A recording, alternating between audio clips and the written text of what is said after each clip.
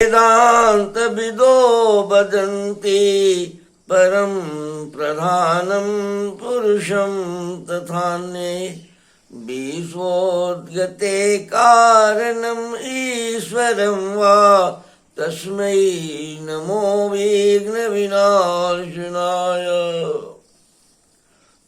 हे गणपति देवता, आप मंगल की मूर्ति हैं, विघ्न के विनाशक हैं, संकट के निवारक हैं। आप प्रेरित करके भी मनुष्य को स्वस्थ बनाते हैं।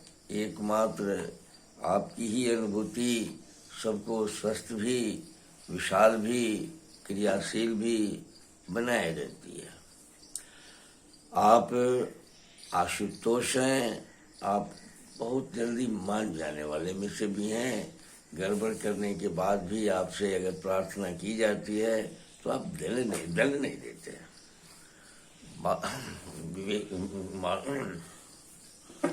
हमारे शास्त्रों में हमारे ऋषियों ने इन बातों को प्रमाणित किया है कि आपकी कृपा ही मनुष्य को बार बार जन्म लेने के बाद भी परिष्कार का मौका देता है। आपकी प्रक्रिया जी, आपके जो आप संचालिका शक्ति, अपनी माता की जो इच्छा क्रिया से जो ज्ञान रूपी ये जगत है, ये उस ज्ञान रूपी जगत का आप संचालक ज्ञान है, बुद्धि है, समझदारी है। आप मनुष्य के साथ जुड़ के और उसे ज्ञानवान बनाते हुए उसको कैसे वो स्वस्थ बने, ये सारी बातों को करते रहते हैं। विवेक से लेकर और आत्मा तत्व तक विवेक आपको, चिंतन आपको, चित्त आपको, अहंकार आपका और क्रियाशीलता आपकी, समझदारी आपका। ऐसी स्थिति में आप माता के साथ जुड़कर और जगत को सभ्य और देवता तत्व में ले जाने का सारी क्रिया करते रहते हैं। मनुष्य की सुरक्षा के लिए ब्रह्मांडीय शक्ति में भी, ब्रह्मांडीय व्यवस्था में भी जो इंतजाम है, अब ये मैंने भी आपके जिम्मे ही होना चाहिए। इस और आप कष्ट निवारक माने जाते हैं। आप आज के समय में जो मनुष्य है वह बहुत अपने आप को पूर्ण मानव के रूप में इसे देखने के लिए, यद्यपि कि देखने में तो मनुष्य ही है, मनुष्य के में कोई अंतर नहीं आया है, लेकिन जो स्थूल शरीर है वो इस मनुष्य का घर है। और स्थूल शरीर को देखकर यह नहीं कहा जा सकता कि यह मानव सब तरह से ठीक है, क्योंकि स्थूल की भी सारी क्रियाएं सूक्ष्म के माध्यम से ही होती है। स्थूल एक इंस्ट्रूमेंट मात्र, एक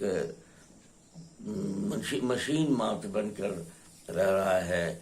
उसमें आप इस स्थूल शरीर में आप इंद्रियां, मन, बुद्धि, चित्त, चेतन, अहंकार, विवेक, आप के रूप अहंकार को विवेक के रूप में आप संचालित करते हैं।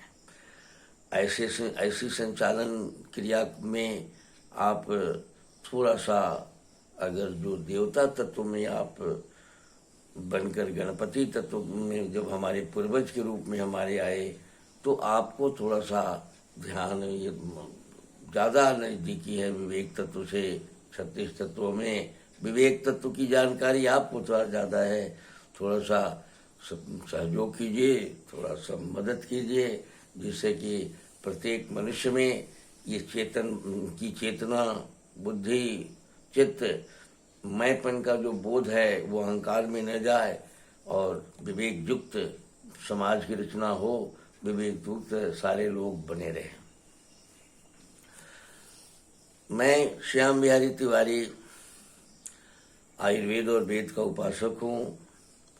मुझे प्रेरणाएं जो मिलती है आपसे कहने के लिए, उसके लिए यह एक विज्ञान की चमत्कार है या जो भी है, इन छोटे से डिवाइस के माध्यम से मैं आप तक अपनी बात को पहुंचाने के लिए कोशिश करता हूँ। जरूरी नहीं है कि आपके भीतर ये बात न हो, सबके भीतर ये बात है। मैं आप ही की बात करता हूँ। मेरी तेरी ये जगत का एक अजीब सा विचित्र बात है। मैं मेरा और तुम तेरा का एक बहुत बड़ा बाजार है। लेकिन ऐसा आप न समझ लेंगे कि मैं आपको समझाने आता हूँ, बताने आता हूँ। बस इन बातों के माध्यम से सिर्फ आपको कोशिश करता हूँ। अपने भीतर एक भ्रम है कि आप सो गए हैं, आप जगे हुए नहीं हैं, आप अपने प्रति क्रियाशील नहीं हैं, अपने स्वास्थ्य की रक्षा के प्रति चिंतनशील नहीं हैं। आप एक भारतवर्ष के में गीता, वेद, उपनिषद सब कहता है कि मनुष्य जो है कर्म प्रधान है, और वो प्लेयर के रूप में जब रहता है, खिलाड़ी के रूप में रहता है, साक्षी भाव के रूप में रहता है, तो वह पूर्ण मनुष्य के रूप में रहता है। अन्यथा वो जीव जगत का एक इकाई है। सभी जीव जंतुओं में मनुष्य भी एक जीव जंतु है। ऐसी स्थिति को अगर परिष्कृत करने के बाद ही वो मनुष्य में मनुष्यता और ये सभ्यता की जो सौंदर्य उसमें आती है।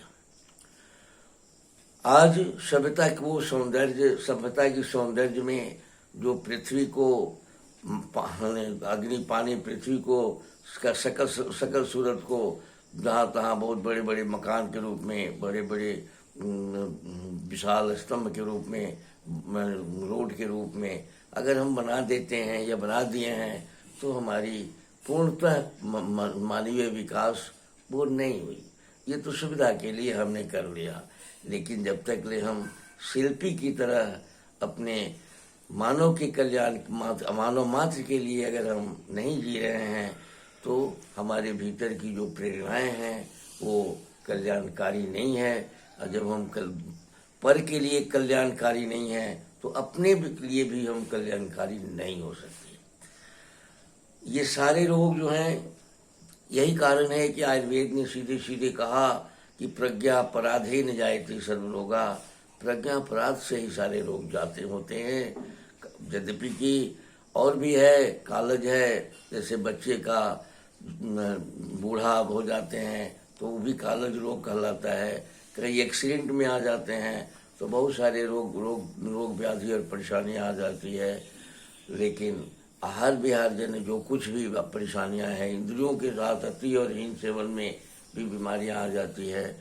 लेकिन ये सारी क्रियाएं एक प्रेरणा के तहत होती है। एक प्रज्ञापराध जब हम करने लगते हैं तो इन सारी क्रियाओं के होने की संभावनाएं बन जाती है।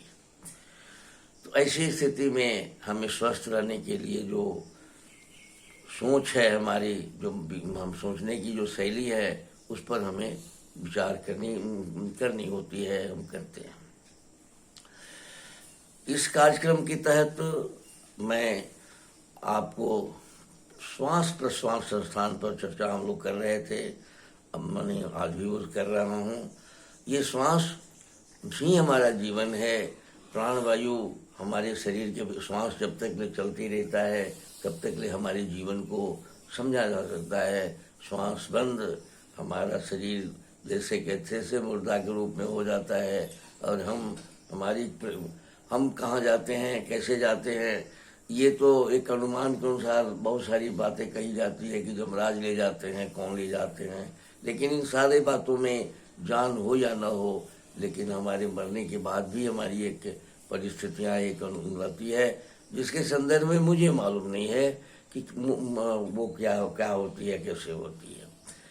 फिर उसके बाद में जो शास्त्रकारों ने कहा, जो भी बताया है, उसके अनुसार अगर हम माने तो हमारा फिर से हमारे स्वभाव, अपने विचार, हमारे क्रिया के अनुसार हमारा जन्म होता है, या हम प्रकृति के दूसरे क्षेत्रों में हम व्यस्त किए जाते हैं।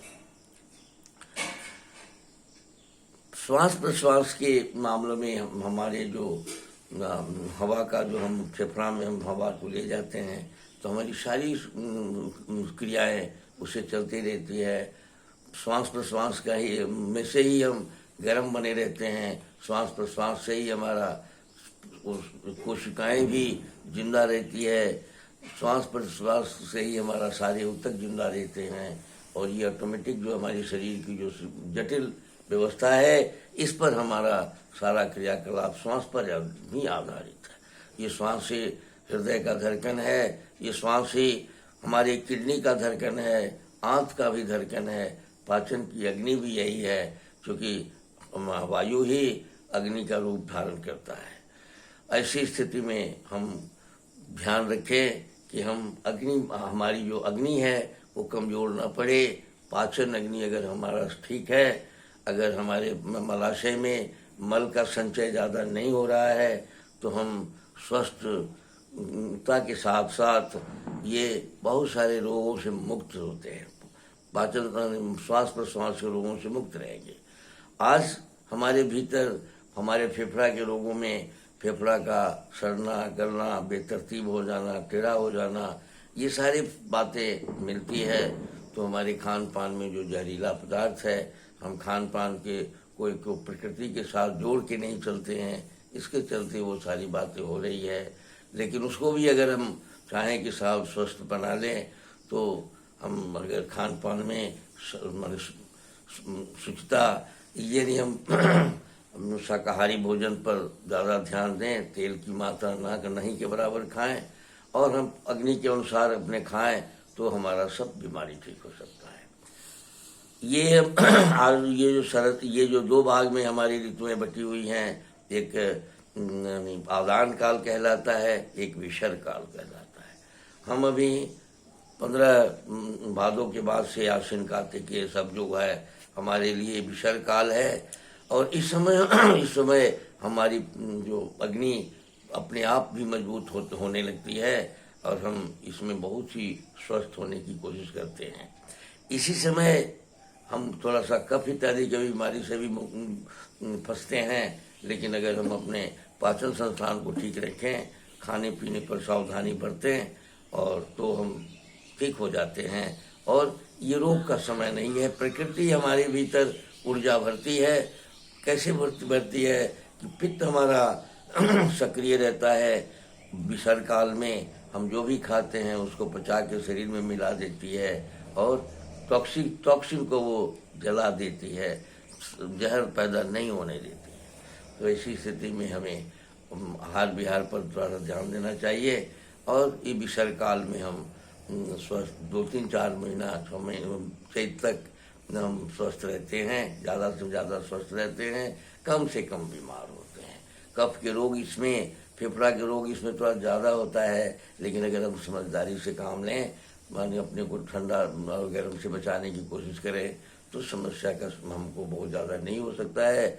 इसमें हे फीवर इत्यादि, जो नाक से बहुत सारा पानी गिरने लगता है, थोड़ा सा फीवर होता है, ये सारी बात होता है, उसको अगर हम थोड़ा सा जड़ी बूटियों के माध्यम से, कटु और मधुर जड़ी बूटियों के माध्यम से, या कुछ पौष्टिक जड़ी बूटियों के साथ, या दालचीनी इत्यादि जो हमारे मसाले हैं, उसका अगर नियमित रूप से थोड़ा सा बढ़िया से सेवन करेंगे तो उससे भी मुक्त हो जाते हैं।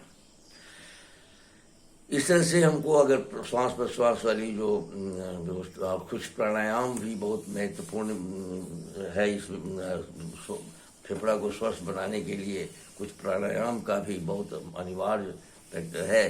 प्राणायाम भी हमारा 40-50 हज़ार वर्ष से ही हमारे मनुष्य के बीच में प्रचलित है। आज प्राणायाम को लोग महत्व दे भी रहे हैं, लेकिन उसको टेक्नोलॉजी के साथ, बड़े समझदार जानकार के साथ जुड़कर उसको सीख के और तब स्वस्थ रहने की, प्राणायाम के माध्यम से स्वस्थ रखने की कोशिश करनी चाहिए। फेफड़ा अगर आप स्वस्थ रखते हैं तो हृदय, किडनी और पूरी सेल और बनावट की सारी क्रियाएं स्वस्थ रहती है और रह सकती है।